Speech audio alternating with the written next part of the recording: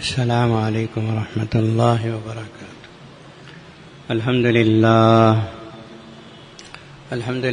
نحمده ونستعینه ونستغفره ونؤمن به ونتوکل علیہ ونعوذ باللہ من شرور انفسنا ومن سیئات اعمالنا من يهده الله فلا مضل له ومن يضلله فلا هادي له ونشهد أن لا إله إلا الله وحده لا شريك له ونشهد أن سيدنا ونبينا ومولانا محمدا عبده ورسوله قال الله تبارك وتعالى أعوذ بالله من الشيطان الرجيم بسم الله الرحمن الرحيم في بيوت أذن الله أن ترفع ويذكر فيها اسمه يسبح له فيها بالغدو والآصال صدق الله مولانا العظيم۔ وقال النبي صلى الله عليه وسلم أحب البقاع إلى الله مساجدها وأبغض البقاع إلى الله أسواقها او کما قال علیہ الصلاۃ والسلام۔ محترم حاضرین، رمضان المبارک بہت قریب ہے اور اللہ کا شکر اور اس کا احسان کہ ہم عن قریب اس کا استقبال کرنے جا رہے ہیں۔ نبی پاک صلی اللہ تعالی علیہ وسلم شعبان میں دعا فرمایا کرتے تھے کہ اے اللہ ہم کو رمضان کے لیے سالم رکھ اور رمضان کو سلامتی کے ساتھ ہم تک پہنچا دے۔ ہم بھی یہی دعا کرتے ہیں کہ اللہ تعالی ہمیں آپ کو پوری ملت اسلامیہ کو سلامتی کے ساتھ صحت کے ساتھ رمضان المبارک کی ساعتیں نصیب فرما دے۔ میں نے اس وقت رمضان المبارک کی مناسبت سے ہی ایک ایسی آیت شریفہ تلاوت کی ہے جس میں اللہ تبارک و تعالی نے مسجد کا ادب اور احترام، مسجد کو پاک و صاف رکھنے کا حکم دیا ہے۔ رمضان کا مسجد سے بہت جوڑ ہے۔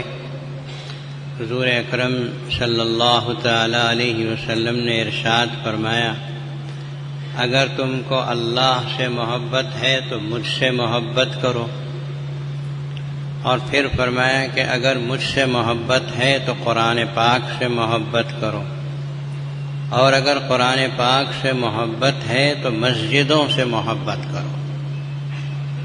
سمجھ میں آیا؟ قرآن پاک سے محبت ہے تو مسجدوں سے محبت کرو۔ قرآن اللہ کا کلام ہے، اس لیے محبت کرنا چاہیے۔ مسجدیں اللہ کا گھر ہیں، اس لیے مسجدوں سے بھی محبت کرنا چاہیے۔ یہ جوڑ ہے نبی پاک صلی اللہ علیہ وسلم کے ارشاد مبارک کا کہ رمضان المبارک کا تعلق قرآن مجید سے ہے، اور جیسا قرآن مجید کا تعلق اللہ سے ہے، ان مسجدوں کا تعلق بھی اللہ تعالی سے۔ چنانچہ جو آیت شریفہ میں نے تلاوت کی اس میں اللہ تبارک و تعالی فرماتے ہیں، فی بیوت اذن اللہ ان ترفع ویذکر فیہا اسمہ۔ فی بیوت، ان گھروں میں جن گھروں کے سلسلے میں اللہ نے حکم دیا کہ ان ترفع، ان کو بلند کیا جائے، وَيُذْكَرَ فِيهَا اسْمُهُ، اور ان گھروں کے اندر اللہ کا نام لیا جائے، اللہ کی یاد کی جائے۔ اللہ کی یاد کرنے کی کئی شکلیں ہیں، اس میں سب سے بڑی اور اہم ترین شکل جو ہے وہ فرض نماز ہے، اور پھر اللہ کو یاد کرنے کی اور چھوٹی شکلیں بہت ہیں۔ تو اللہ کے یہ گھر، جن گھروں کے اندر اللہ کی یاد منائی جاتی ہے، اللہ نے ان کو حکم دیا کہ ان کو بلند کیا جائے۔ قرآن مجید کا ہر لفظ بہت عجیب و غریب اور اپنے اندر کئی معانی رکھتا ہے۔ اس آیت شریفہ میں فرمایا ان ترفع، ترفع کا ترجمہ میں نے کیا بلند کیا جائے، علماء نے کیا ہے۔ مسجدوں کو بلند کیا جائے، اس بلند کرنے کا مطلب کیا ہے؟ رفع مساجد۔ ایک ترجمہ یہ کیا گیا کہ مسجدوں کو بنایا جائے، جیسے حضرت سیدنا ابراہیم خلیل اللہ علیہ السلام کعبۃ اللہ کو بنا رہے تھے تو اس کی اللہ نے قرآن مجید میں تذکرہ یوں کیا، وَإِذْ يَرْفَعُ إِبْرَاهِيمُ الْقَوَاعِدَ مِنَ الْبَيْتِ وَإِسْمَاعِيلُ، اس وقت کو یاد کرو جب کہ ابراہیم و اسماعیل کعبے کی بنیاد کو اوپر کر رہے تھے، اونچا کر رہے تھے۔ تو ترفع کا مطلب وہی ہے کہ رفع مساجد، مساجد کو بنانا۔ ایک مطلب علماء نے لکھا کہ مسجدوں کا ادب اور احترام بھی اس میں شامل ہے کہ مسجدوں کی عظمت کی جائے، اور علماء نے یہ بھی لکھا ہے کہ مسجدوں کو بلند کرنے کا مطلب یہ کہ ان کو ہر قسم کی نجاست، ناپاکی اور ہر قسم کی برائی اور بے حیائی سے ان کو پاک کیا جائے۔ اسی لیے رسول اللہ صلی اللہ علیہ وسلم نے فرمایا کہ کسی جنوبی مرد کو یا عورت کو یا حیض والی عورت کو کوئی بھی شخص اگر ناپاک ہے تو مسجد میں اس کا داخلہ منع ہے۔ مسجد اللہ پاک کا گھر ہے، یہاں کسی قسم کی نجاست یا نجس آدمی کو داخل ہونے کی اجازت نہیں۔ تو فی بیوت ان ترفع، بلند کرنے میں یہ ساری شکلیں اور ساری صورتیں داخل ہیں، اس لیے کہ رسول اللہ صلی اللہ علیہ وسلم نے فرمایا المساجد بیوت اللہ، مسجدیں جہاں کہیں بھی ہوں وہ اللہ کے گھر ہیں۔ اور دوسری حدیث میں ارشاد فرمایا کہ مسجد متقی کا گھر ہے، ایمان والے کا گھر ہے، اللہ سے ڈرنے والوں کے گھر مسجدیں ہیں، جہاں وہ جاتے ہیں تو اللہ تبارک و تعالیٰ کو یاد کرتے ہیں۔ نبی پاک صلی اللہ علیہ وسلم کی مشہور حدیث ہے کہ من بنا للہ مسجدا بنى اللہ له بیتا فی الجنہ، جو مسجد اللہ کی رضا کے لیے بناتا ہے اللہ اسے اس کے بدلے میں جنت میں محل تعمیر کر کے دیتے ہیں۔ یہ دراصل قرآن مجید کی اس مشہور و معروف آیت شریفہ کی تفسیر ہے جس میں اللہ کے نبی صلی اللہ علیہ وسلم نے فرمایا، جس میں اللہ تبارک و تعالی نے ارشاد فرمایا انما یعمر مساجد اللہ من آمن باللہ والیوم الآخر واقام الصلاة وآت الزکاة ولم یخش الا اللہ فعسى اولئک ان یکونوا من المہتدین۔ مسجدوں کو وہ آباد کرتے ہیں جو اللہ پر ایمان رکھتے ہیں، یوم آخرت پر ایمان رکھتے ہیں، نماز کو قائم کرتے ہیں، زکوٰۃ دیتے ہیں، اللہ کے سوا کسی اور سے نہیں ڈرتے۔ فَعَسَىٰ أُولَٰئِكَ أَن يَكُونُوا مِنَ الْمُهْتَدِينَ، امید ہے کہ اللہ تبارک و تعالیٰ ان کو منزل مقصود تک پہنچنے کے لیے راہ بتا دے، ہدایت دے دے۔ تو تعمیر مسجد، تعمیر کا لفظ بولتے ہی آپ کے ہمارے ذہن میں عمارت بنانا ہی آتا ہے کہ اینٹوں پہ اینٹیں جڑی اور اس کے اوپر دیوار اونچی کی گئی، اس پر گارا کیا گیا۔ تعمیر مسجد کا مطلب صرف یہی نہیں ہے کہ عمارت بنا دی جائے، تعمیر کے اندر مسجد کا ادب بھی داخل ہے۔ عمارت آباد کرنا، اپنے سجدوں سے مسجد کو آباد کرو، اللہ کی یاد سے آباد کرو۔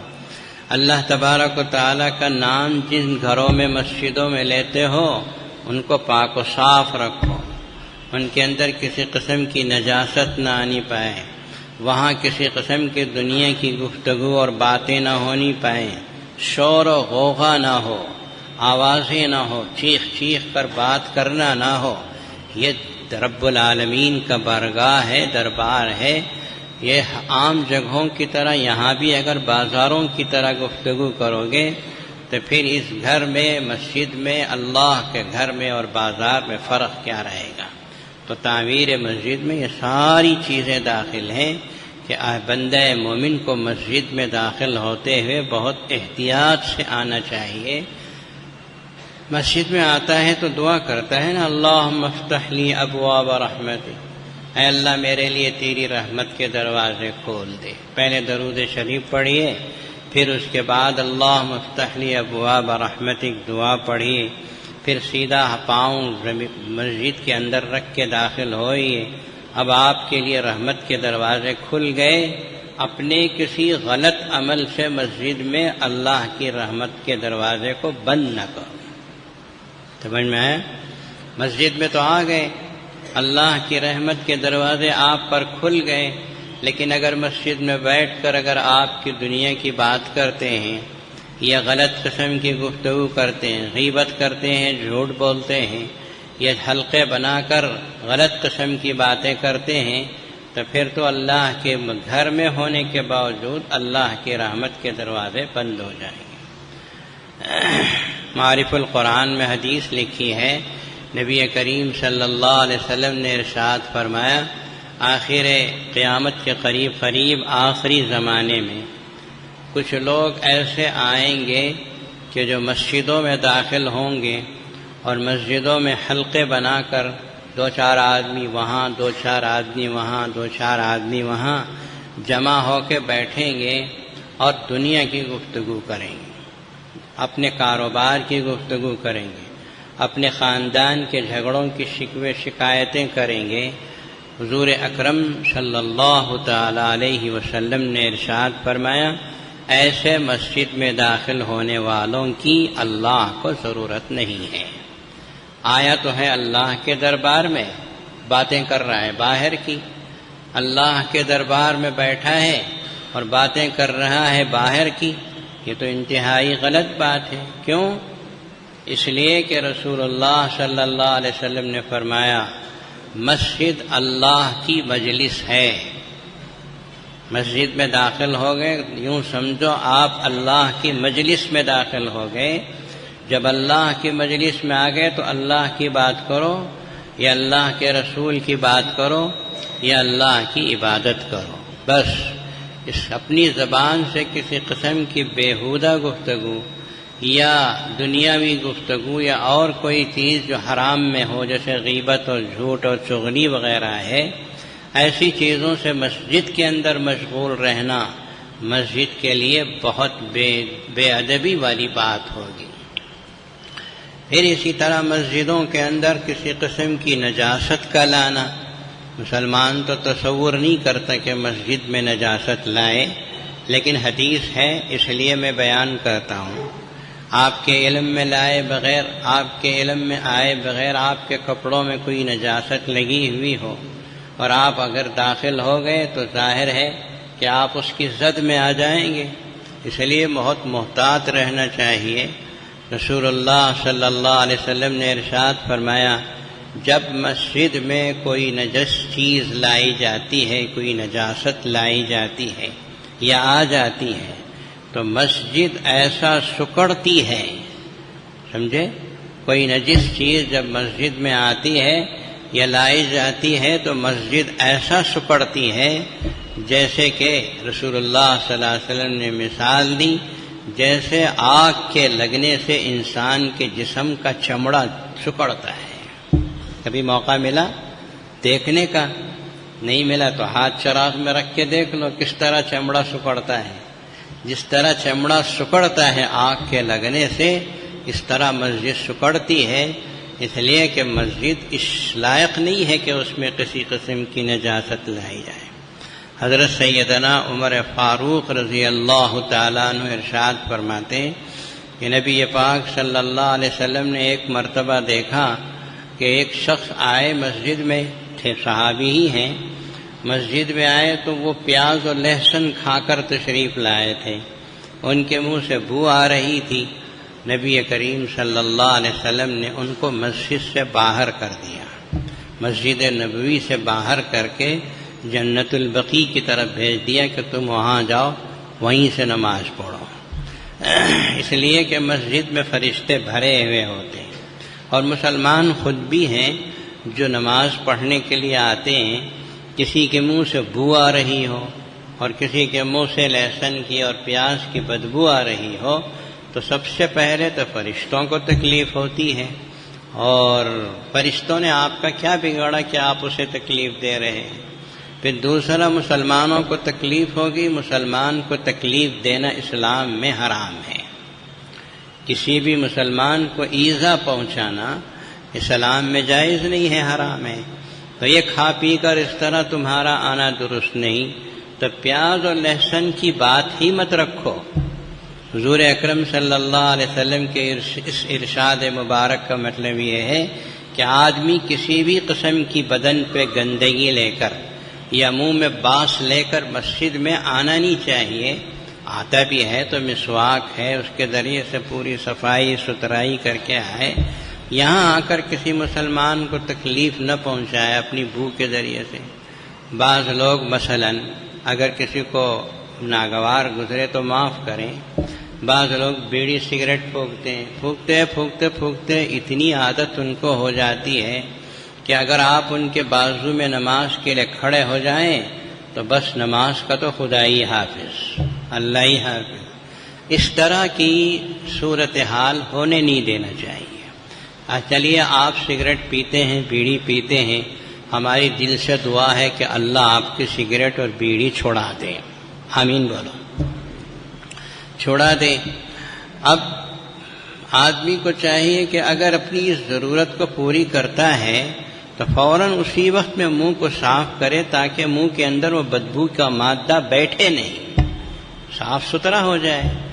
اس طرح کی بری عادتیں نہیں ہو چاہیے، اس طرح کی بری عادتیں پیدا نہیں کرنا چاہیے جس سے آدمی کے اندر ایسی صفتیں پیدا ہوتی ہوں کہ فرشتوں کو تکلیف، مسلمانوں کو تکلیف۔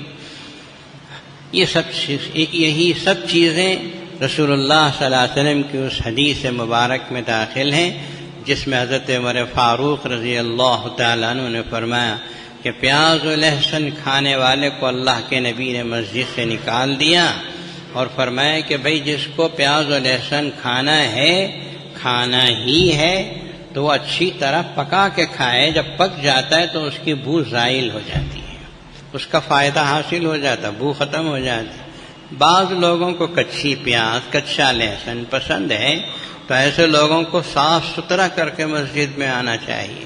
تو صفائی ستھرائی بہت ضروری ہے مسجد کی۔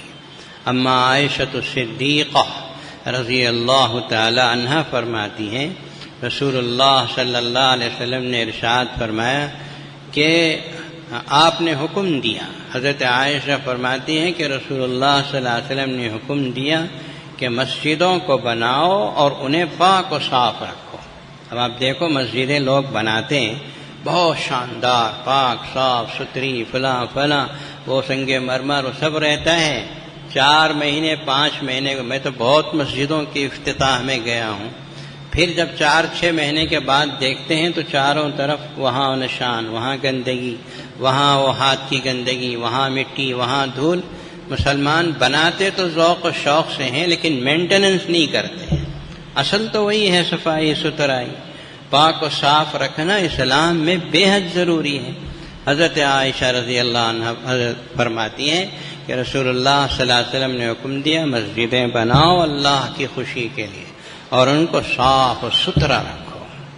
آپ کو میں نے پہلے بھی روایت پیش کی ہے کہ حضور اکرم صلی اللہ تعالی علیہ وسلم کے زمانے میں جبکہ لوگوں کو کھانے پینے کی بھی تکلیف تھی، اتنا زیادہ بعد میں فتوحات ہوئے تو دولت آئی، لیکن جب پہلے مسجد نبوی بنی تھی تو اکانومی بہت کمزور تھی، معاشی حالت کمزور تھی، اس زمانے میں بھی حدیث میں ہے رسول اللہ صلی اللہ علیہ وسلم کے صحابہ عود لا کر چاروں طرف مسجد نبوی کو دھواں دیتے تھے اور اس طرح مسجد نبوی میں خوشبو رکھتے تھے۔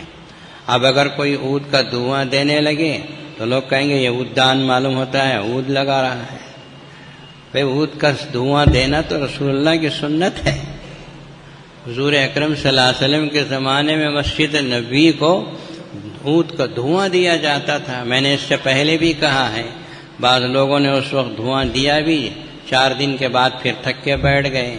ہمیشہ مسلمانوں میں اس کا اہتمام ہونا چاہیے کہ مسجدوں میں خوشبو رہے، مسجدوں کے اندر صفائی ستھرائی رہے۔ یہ میرے اللہ کا گھر ہے، یہ میرے پاک پروردگار کا گھر ہے۔ اپنے ایک گھر کو آپ کتنا صاف ستھرا رکھتے ہیں، کیا کیا اس کے اندر سجانے کے لیے سنوارنے کی کوششیں کرتے ہیں، کیسے کیسے پرفیوم اس کے اندر مارنے کی کوشش کرتے ہیں، کیا کیا کرتے ہیں۔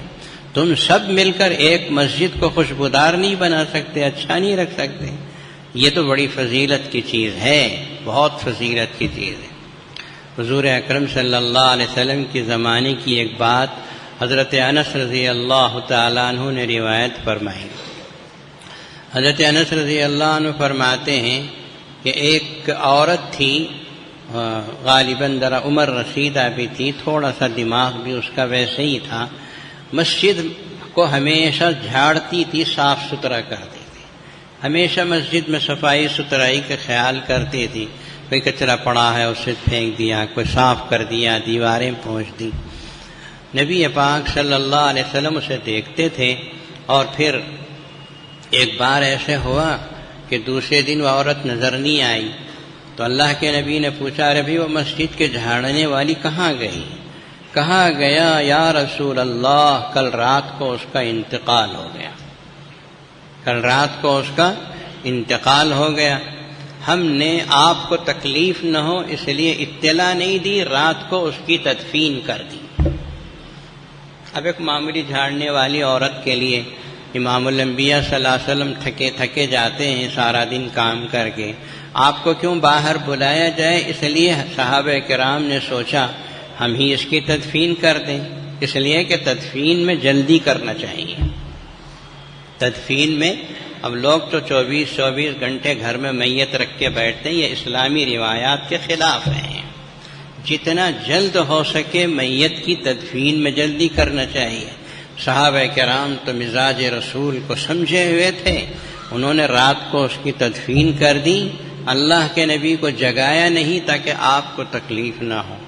جب اللہ کے نبی صلی اللہ علیہ وسلم نے پوچھا کہ اس عورت کا کیا ہوا، کہا گیا، یا رسول اللہ صلی اللہ علیہ وسلم، اس کا انتقال ہوا، ہم نے اس کی تدفین کر دی، آپ کو اطلاع نہیں دی تاکہ آپ کو تکلیف نہ ہو۔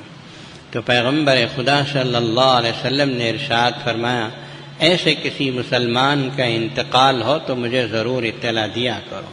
اور پھر آپ علیہ الصلاۃ والسلام نے اس عورت کی نماز جنازہ پڑھی جس کی تدفین ہو چکی تھی، اس کی آپ نے نماز جنازہ پڑھی، اور پھر ارشاد فرمایا کہ میں نے اسے جنت میں دیکھا، اس لیے کہ وہ مسجد کی صفائی ستھرائی کا خیال رکھتی تھی۔ بات بن گئی، اب اور کیا چاہیے؟ فمن زحزح عن النار وادخل الجنۃ فقد فاز، جسے جہنم سے ہٹا دیا گیا، جنت میں داخل کر دیا گیا، وہ تو کامیاب ہو گیا۔ اس سے بڑی کامیابی اور کیا ہے؟ تو جو مسجد کی صفائی ستھرائی کا خیال کرتی تھی، نبی پاک صلی اللہ علیہ وسلم نے فرمایا کہ اللہ نے مجھے بتا دیا کہ وہ جنت میں چلی گئی۔ تو یہ ہے مسجد کو صاف ستھرا رکھنے کی بات۔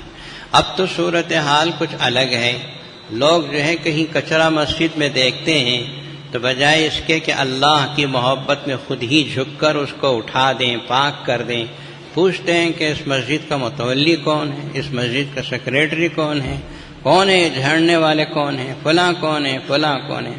ہم کہیں گے بابا تو ہی سیکریٹری، تو ہی متولی، تو ہی جھاڑنے والا، تو ہی اس کو صاف کر دے۔ ہر مسلمان اللہ کے گھر کا مستحق ہے، اللہ سے ہمیں محبت ہے، مسجدوں سے محبت کرو۔ من الف المسجد الفہ اللہ، حضرت ابو سعید خدری رضی اللہ تعالیٰ عنہ فرماتے ہیں کہ جو مسجد سے محبت کرتا ہے اللہ اس سے محبت کرتے ہیں۔ مسجدوں سے محبت، مسجدوں سے جب محبت ہوگی تو ساری چیزیں مسلمان میں آئیں گی، کہ اس میں آئے تو ادب سے آئے گا، عظمت سے آئے گا، زبان بیکار نہیں کھولے گا، صفائی ستھرائی کا خیال کرے گا۔ اب بعض لوگ پاؤں دھوتے ہیں، دھونے کے بعد ایسا مسجد میں آتے ہیں کہ پورے پاؤں کی گندگی، کچا پن مسجد کی قالین پہ لگتا ہے جس کے اوپر مسلمان سجدہ کرتا ہے۔ آپ کو کچھ سمجھ میں آتا ہے؟ ہاؤس کے پاس بیٹھتے ہیں اور اپنے ناک جس ہاتھ سے صاف کرتے ہیں اسی ہاتھ کو پانی میں ڈال دیتے ہیں۔ آپ کو معلوم ہونا چاہیے کہ فرشتے ہیں، ان کو بھی تکلیف پہنچے گی، اور ایک مسلمان سامنے بیٹھا ہوا ہو تو وہ دیکھے گا تو اسے بھی گھن آئے گی کہ اس نے اپنے گندے ہاتھ کو پانی میں ڈال دیا، میں کیسے وضو کروں۔ میں نے بعض مسلمانوں کو حوض میں وضو کرتے دیکھا، پاؤں اپنے حوض کے اندر ڈال دیتے ہیں، جبکہ پانی نکال کر پیر دھونے کا اور پیر کو رگڑ کے دھونے کا حکم ہے، پاؤں کو مسجد حوض کے اندر ڈال دیا۔ اب دوسرا مسلمان بھی تو وضو کرنا ہے اس پانی میں، اسی حوض کے پانی میں۔ پانی ناپاک نہیں ہوتا پاؤں کے ڈالنے سے، یہ تو پکا مسئلہ ہے، لیکن آپ یہ سوچئے کہ دوسرے مسلمانوں کا دل کیسے مانے گا جب آپ پاؤں ڈال دیں گے، تو دوسرا اس میں کیسے وضو کر سکتا ہے، کس طرح اس کا دل مانے گا، گھن تو ضرور آئے گی۔ آپ اپنی ایسی ہر حرکت سے بچنے کی کوشش کیجئے جس سے کسی دوسرے مسلمان کو پریشانی ہوتی ہو، جس سے فرشتوں کو پریشانی ہوتی ہو، اور اسلام نے جو ادب، جو تہذیب مسلمانوں کو سکھائی ہے اس ادب و تہذیب کے خلاف ہوتا ہو۔ یہ مسجد کا احترام ہے، ادب ہے۔ مسجد بہت بڑی جگہ ہے، اس کا لحاظ و پاس ہونا چاہیے۔ یہاں آتے ہیں تو پورے احترام اور ادب سے آنا چاہیے کہ یہ اللہ کا دربار ہے، یہ وہ دربار ہے جہاں مسلمان اپنی پیشانی ٹیکتا ہے۔ یا آپ کا سر کسی اور کے سامنے جھکے گا؟ یہ پیشانی کسی اور کے سامنے ٹیکتے ہیں؟ یہ تو صرف اللہ کے سامنے ٹیکتی ہے۔ اور آپ کو معلوم ہونا چاہیے کہ مسجد کو جو اتنی فضیلت حاصل ہے وہ صرف اس وجہ سے ہے کہ مسلمان اللہ کے سامنے اپنا سر ٹیکتا ہے۔ سجدہ بہت بڑی عبادت، سجدہ جو ہے وہ بہت بڑی عبادت ہے کہ مسلمان اللہ اکبر کہتے ہوئے اپنے سر کو اللہ کے پاؤں میں ڈال دیتا ہے۔ اللہ تعالیٰ اس زمین کو جہاں مسلمان اللہ اکبر کہتے ہوئے سجدہ کرتا ہے اسے اپنی جگہ قرار دیتے ہیں، حالانکہ ساری جگہیں اللہ کی ہیں۔ وہ زمین جو مسجد نہیں ہے وہ کسی اور کی زمین ہے، آپ کے نام پہ رجسٹر رہے گی لیکن وہ ہے ہی اللہ کی زمین، اللہ نے اس کو بنایا۔ ساری زمین اللہ ہی کی ہے، لیکن حدیث میں کہا گیا احب البقاء الی اللہ مساجدها، ساری جگہوں میں سب سے پسندیدہ جگہ اللہ کو مسجد ہے۔ اب مسجد میں کیا ہے، کیا خصوصیت ہے؟ کیا سنگ مرمر لگائیں اس لیے، یا اونچی عمارت ہے، گنبد لگیں یا فانوس لگیں اس لیے؟ یہ سب کچھ نہیں ہے، یہ ہے مسلمان کی پیشانی اللہ اکبر کہتے ہوئے زمین پہ چلی جاتی ہے۔ اس وجہ سے اللہ اس زمین کی ٹکڑے کو اتنی رفعت بخشتے ہیں کہ قرآن مجید میں کہہ دیا کہ اس کی عظمت کرو، ان ترفع ویذکر فی اسمہ۔ حدیث میں ہے رسول اللہ صلی اللہ علیہ وسلم نے فرمایا، حضرت ابو ہریرہ رضی اللہ تعالیٰ عنہ اس حدیث کے راوی ہیں، اللہ کے نبی صلی اللہ علیہ وسلم فرماتے ہیں مسجد کے لیے کچھ کھوٹے ہیں۔ کھوٹے جانتے ہیں، زمین میں گڑی ہوئی چیز ہوتی ہے، یہ کھوٹا ہے، مسجد کا کھوٹا۔ مسجد کے کھوٹے کون ہیں؟ اللہ کے نبی صلی اللہ علیہ وسلم نے فرمایا کہ وہ لوگ جو مسجدوں میں بار بار آتے جاتے رہتے ہیں، جو اپنا وقت، فارغ وقت کو مسجد میں گزارنے کی کوشش کرتے ہیں۔ حضور اکرم صلی اللہ علیہ وسلم فرماتے ہیں ایسے مسجد کے کھوٹوں سے اللہ کے فرشتے محبت کرتے ہیں۔ جب وہ مسجد میں ہوتے ہیں تو اللہ کے فرشتے ان کے آس پاس بیٹھتے ہیں، ہم کو معلوم نہیں ہوتا لیکن اللہ کے فرشتے آس پاس رہتے ہیں۔ اور جب یہ لوگ مسجد میں نہیں آتے، کبھی کوئی ضرورت پڑ گئی کہیں باہر چلا گیا، جب یہ مسجد میں نہیں آتے ہیں تو فرشتے ان کو تلاش کرتے ہیں، ارے کہاں ہیں وہ لوگ جن کے پاس ہم بیٹھا کرتے تھے۔ اور پھر اللہ کے نبی صلی اللہ علیہ وسلم نے فرمایا جب یہ مسلمان مسجدوں میں رہنے والے اپنی کسی ضرورت کے لیے جاتے ہیں، کسی کام کاج کے لیے جاتے ہیں، تو ان کے کام کاج میں اللہ کے فرشتے مدد کرتے ہیں تاکہ یہ بندہ اپنا جلدی سے کام پورا کر کے پھر مسجد کے اندر آئے۔ تو یہ تعلق ہے فرشتوں کا مسجد میں آباد رہنے والے اور مسجد میں رہنے اور بسنے والوں کے سلسلے میں۔ حضور اکرم صلی اللہ تعالی علیہ وسلم نے ارشاد فرمایا خاص طور پر مسجدوں میں رہنے والوں کے لیے، مسجد کو بار بار آنے جانے والے وہی لوگ آتے ہیں جن کے دلوں میں محبت ہوتی ہے، فرشتے ان کے لیے دعائے رحمت کرتے ہیں، اللہ کے دربار میں ان کے لیے مغفرت کی دعا کرتے ہیں۔ یہ سب ان کے لیے ہیں جو مسجدوں کے آباد کرنے والے ہوتے، مسجدوں میں آتے جاتے رہتے۔ اب رمضان المبارک سامنے، میں نے عمدن اس مضمون کو اس لیے آج اختیار کیا، سالار میں بھی یہ مضمون موجود ہے، آپ اسے اٹھا کے پڑھیے۔ حضرت مولانا مفتی شفیع صاحب رحمۃ اللہ علیہ نے معارف القرآن تفسیر جو ان کی مشہور و معروف ہے، اس میں اس آیت شریفہ کے تحت میں جو میں نے آغاز میں پڑھا، فی بیوت اذن اللہ ان ترفع، یہ سورہ نور کی آیت ہے، اس میں 15 آداب مسجد کے لکھے ہیں۔ اس میں تقریباً یہ ساری چیزیں لکھی ہیں جو اس وقت میں نے آپ کے سامنے حدیثوں کے ذریعے سے بیان کر دی۔ رمضان المبارک میں بہت خاص اس کا اہتمام کرنے کی ضرورت ہے کہ مسجد میں آتے ہیں، کچھ لوگوں کو دیکھا کہ مسجد کے اندر سامنے بیٹھنے کی خواہش ہوتی ہے، جماعت میں پہلے سے لوگ بہت پہلے بیٹھے ہوتے ہیں، آدھا پونا گھنٹہ پہلے آ کے، اب یہ صاحب اخیر میں آتے سامنے آ کے بیٹھنے کے لیے لوگوں کی گردنیں فلان کے سامنے آتے۔ فقہ میں لکھا ہے کہ اس کو تخطی رقاب کہتے ہیں، گردنیں پھلان کر آنا، یہ حرام ہے۔ مسلمان کو تکلیف دینا درست نہیں ہے۔ اس طرح مت آؤ، جہاں جگہ ملے وہاں بیٹھو، اور مسجد میں آؤ تو لوگ اگر نماز نہیں پڑھ رہے تو سلام کرو۔ مسجد کے اندر آتے ہیں تو اپنی زبان اور اپنے جسم سب میں کسی قسم کی نجاست اور گندگی نہ ہو، پاک و صاف ہو کر آؤ۔ مسجد میں آؤ تو باوضو، نہیں ہے تو پہلے وضو کرو۔ اگر کوئی مکروہ وقت نہیں ہے تو 2 رکعت تحیۃ المسجد نماز پڑھو۔ حضرت بلال حبشی رضی اللہ تعالیٰ عنہ کی عادت تھی کہ وہ جب بھی ان کا وضو ٹوٹتا تھا تو فوراً وضو کرتے تھے اور وضو کی 2 رکعت نماز پڑھتے تھے۔ مسجد میں جب آتے تو تحیۃ المسجد کی نماز پڑھتے تھے، اس کی وجہ سے ان کو بڑی فضیلت حاصل تھی۔ تو رمضان المبارک میں خاص طور پر نمازیوں کی کثرت ہوتی ہے، اللہ کا شکر ہے۔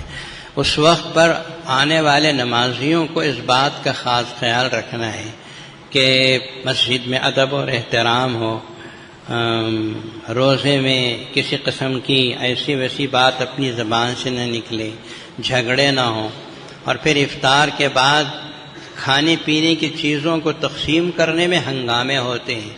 اس قسم کے ہنگامے مسجدوں میں نہیں ہونے چاہیے۔ کھانے پینے کی چیز لے کر ایسی جگہ بیٹھ جانا جہاں مسجد والوں نے انتظام کیا، اس سے ہٹ کر آپ مثلا پہلی صف میں بیٹھ جاتے، پہلی صف میں کھجور رکھ کے یعنی تو موز یا پپئی رکھ کے بیٹھ جاتے، وہیں افطار کرنا چاہتے ہیں۔ آپ جہاں چاہیں افطار کریں، دعا کرتے ہیں دعا کیجیے، سب ٹھیک ہے، لیکن کھانے پینے کی چیز جب آپ پہلی صف میں لائیں گے، کھجور کا ایک چھوٹا سا ٹکڑا بھی اگر مسجد کے اندر پہلی صف میں گر گیا تو چمٹیاں آ جائیں گی اس کے تلاش میں، چمٹیاں جمع ہو جائیں گی، اور جب لوگ عشاء کی نماز کے لیے تراویح میں کھڑیں گے تو پھر ادھر تراویح پڑے گئے اور چمٹیوں کا انجیکشن کھاتا رہے گا۔ اس کے لیے سبب کون بن رہا ہے؟ آپ ہی سبب بنے گی۔ اس لیے ہماری گزارش یہ ہے کہ مسجد کی صفائی ستھرائی کا خیال ہونا چاہیے۔ گزشتہ رمضان میں ایک صاحب کو پہلی صف میں بیٹھے دیکھا، ان کے پاس کھانے پینے کی چیز بھی تھی، ان سے کہا گیا حضرت ذرا آپ ان چیزوں کو لے کے پیچھے چلے جائیں، افطار کر کے یہاں آ جائیں۔ تو انہوں نے کہا بھی بس تمہاری باپ کی مسجد ہے، یہاں بیٹھو وہاں بیٹھو بولنے کے لیے۔ مسجد نہ میرے باپ کی ہے نہ آپ کے باپ کی، یہ تو اللہ کا گھر ہے۔ المساجد بیوت اللہ، مسجدیں اللہ کا گھر ہیں۔ ہم تو صرف اتنا کہہ رہے ہیں کہ مسجد کی صفائی ستھرائی کا خیال ہو، یہاں کسی قسم کی ایسی چیز نہیں آنا چاہیے کہ نمازی کو تکلیف ہو، نماز پڑھنے والے کو تکلیف ہو۔ ان چیزوں سے بچنے کا ہم آپ سے گزارش کرتے ہیں۔ مسجدوں میں انتظامات ہوتے ہیں، بھئی فلاں جگہ افطار کرو، فلاں جگہ پانی پینے کا رکھا ہوا ہے، اب اسے لا کے آپ ایسی جگہ رکھ لیں، مثلاً آپ پلاسٹک کے گلاس میں ہماری مسجد کے قالین کے اوپر رکھ کے بیٹھ جائیں اور ہلکا سا ہاتھ لگے تو پلاسٹک کا گلاس اوندا، اب وہ قالین پہ پانی گرا تو بو پیدا ہوگی اس سے، اور جو بو پیدا ہوگی اس سے فرشتوں کو بھی تکلیف ہوگی، آپ کو بھی تکلیف ہوگی، ہے نا؟ سمجھنے والی بات ہے۔ اللہ کا عجیب و غریب احسان ہے، حرمین شریفین میں اتنے لوگ افطار کرتے ہیں کہ دنیا کی کسی اور جگہ اتنے لوگ افطار نہیں کرتے. یہاں بہت سے لوگ رمضان میں عمرے کو گئے ہوئے موجود ہیں، میری بات کی شہادت دیں گے. لاکھوں لوگ مسجد حرام اور مسجد نبوی میں افطار کرتے ہیں. میں نے بارہا افطار کیا. اللہ کا کرم ہے کہ کعبہ شریف کے قریب سے لے کر مسجد کے باہر کے حرم تک ہر جگہ بیٹھ کر میں نے افطار کیا ہے. اور جتنی صفائی ستھرائی کا وہ لوگ خیال کرتے ہیں، جب مسجد میں پہلی صف سے لے کر مسجد حرام کے ساری صفوں میں دستر بچتا ہے، دنیا کے ہر قسم کا کھجور، قہوہ اور زمزم کا پانی سب ہوتا ہے، سب کے باوجود دسترخوان ایسے لپیٹ دیتے ہیں. آپ جب نماز پڑھیں گے، تراویح بھی پڑھیں گے، آپ کو محسوس ہی نہیں ہوگا کہ یہاں لاکھوں لوگوں نے کھجوروں میں اپنا پیٹ بھرا ہے. ہوتا ہی نہیں ہوتا. جتنے لوگ عمرے سے کے لیے گئے ہیں وہ لوگ ہماری اس بات کی ضرور شہادت دیں گے. تو یہ صفائی ستھرائی کا خیال اگر خود مسلمان میں پیدا ہو تو پھر کسی تقریر کی، کسی بولنے کی ضرورت نہیں پیش آئے گی. آپ سے ہم گزارش کرتے ہیں کہ رمضان ہو، رمضان کے باہر ہو، مسجدوں کے احترام کا خاص خیال رکھیں، ادب کا خیال رکھیں. ادب ہی سب سے بڑی چیز ہے. ہم نے بارہا آپ سے کہا ہے، ادب کرنے والا پا لیتا ہے، بے ادبی کرنے والا کھو جاتا ہے. مسجد میں آؤ تو سر جھکا کے آؤ، مسجد میں آؤ تو آہستہ بات کرو، مسجد میں آئے تو منہ وغیرہ سب صاف ستھرا کر کے آؤ، مسجد میں آئے تو کپڑے صاف ستھرے رکھ کر آؤ، مسجد میں آؤ تو ایسی ویسی دنیا کی باتیں یہاں مت کرو، چاڑی چغلی مت کھاؤ، دنیا کی باتیں مت کرو. یہاں صرف اللہ کا نام، رسول اللہ صلی اللہ علیہ وسلم پر درود، حدیث پاک کا تذکرہ، یا قرآن مجید کی تلاوت یا نمازیں، اس کے علاوہ کسی قسم کی اور بات نہیں ہونی چاہیے. اللہ پاک سے دعا کیجیے کہ اللہ تعالی ہم سب کو آنے والے ماہ مبارک میں اپنی وہ ساری رحمتیں اور برکتیں جو اپنے نیک بندوں کو عطا فرماتے ہیں ہمیں بھی عطا فرمائے. مسجدوں کا ادب کرنے کی توفیق عطا فرمائے. اور اللہ تبارک و تعالی ادب کی چیز ہم سب کو اتنی دے دے کہ ہم اپنی مسجدوں کا بھی ادب کریں، اللہ پاک کے کلام مجید کا، قرآن مجید کا، اپنے ماں باپ کا، بڑوں کا، ہر ایک کا ادب اللہ تعالی ہماری طبیعت میں پیدا فرما دے. محترم حاضرین، اللہ تعالیٰ کا شکر و احسان ہے، جامع العلوم جامع مسجد آپ حضرات کی ممنون احسان ہے کہ اللہ تبارک و تعالیٰ نے آپ حضرات کو اس نیک کام کی طرف کیا متوجہ کیا کہ اللہ تعالیٰ نے ایک بڑا لمبا چوڑا کام جامع العلوم کے نام سے جاری فرما دیا. اور آج ایک بہت بڑا سرچشمہ ہے جو ایک عالم اس سے فیض پا رہا ہے. جامع العلوم جامع مسجد کے اندر، جامع علوم بنی کپا کے اندر اللہ تبارک و تعالیٰ نے سینکڑوں بچوں کی تعلیم کا انتظام کر دیا، سینکڑوں بچیوں کی بھی تعلیم کا انتظام کر دیا. ابھی کل میں بنی کپا گیا تھا، یہاں کے جو 10th کے بچے ہیں ان کو وہاں لے جا کر کلاس لیے گئے، وہاں ان کو کھیلنے کا انتظام ہوا، اس لیے کہ یہاں بچوں کے لیے کھیل کا کوئی خاص میدان ہمارے پاس نہیں. وہاں لے جا بچے بہت خوش ہو گئے، تقریباً 200 سے زیادہ بچے ہیں. بچوں نے کہا کہ میں نے پوچھا جامع علوم وہ پسند ہے یا یہ جامع علوم یہاں کا پسند؟ بچے بڑے چالاک ہیں آج کل کے، وہ یہ تو نہیں کہہ سکتے کہ بنی گپا کا جامع علوم اچھا ہے. بچوں نے کہا حضرت وہ بھی اچھا ہے، یہ بھی اچھا ہے. اللہ جزائے خیر دے ان بچوں کو. یہاں تنگ ماحول میں کمار پیٹ میں جو ہماری کلاسیں چلتی ہیں وہاں پڑھتے ہیں. بچوں نے کہا میرا دل نہ ٹوٹے حضرت وہ بھی اچھا ہے، یہ بھی اچھا ہے. جبکہ مجھے معلوم ہے کہ جامع علوم بنی کپا ان کو پسند ہے جہاں لاکھوں روپے کا پلے گراؤنڈ بنا ہوا ہے. کبھی آپ کو توفیق ہو تو ضرور جائیے، رمضان بھر کھلا رہے گا، وہاں افطار کیجیے ہمارے بچوں کے ساتھ. اللہ تبارک و تعالیٰ آپ کو جزائے خیر دے. آپ کی مدد اور نصرت و اعانت کا ایک ایک پیسہ کس طرح استعمال ہوا ہے کبھی اپنی آنکھوں سے وہاں جا کے دیکھو کہ ایک ایک عمارت 60 70 لاکھ روپے کی بنی ہوئی ہے. اور اس طرح اللہ تبارک و تعالیٰ نے ایک ایسی زمین کو جہاں پانی کا قطرہ تک نہیں تھا اور اس شخص نے جس سے ہم سے زمین خریدی تھی وہ زمین اس لیے بیچ دیا کہ اس زمین میں پانی نہیں ہے. آج ہم جو بھی بورویل ڈالتے ہیں تو پانی بے حساب و شمار ہم کو اللہ دیتے ہیں. یہ زمین اللہ نے قیامت تک کے لیے تعلیم کے لیے مخصوص کر دی. اللہ تبارک و تعالی آپ کی مدد و نصرت و اعانت میں اخلاص و للہیت عطا فرمائے، اور اللہ تعالیٰ اس کو قبول فرما کر ہماری اولاد و احفاد کو دین سے اسلام سے وابستہ کرے، دنیا کے فتنوں سے حفاظت فرمائے، مرنے کے بعد اللہ تعالیٰ ہم سب کے لیے ذریعہ نجات بنائے. وآخر دعوانا الحمد للہ رب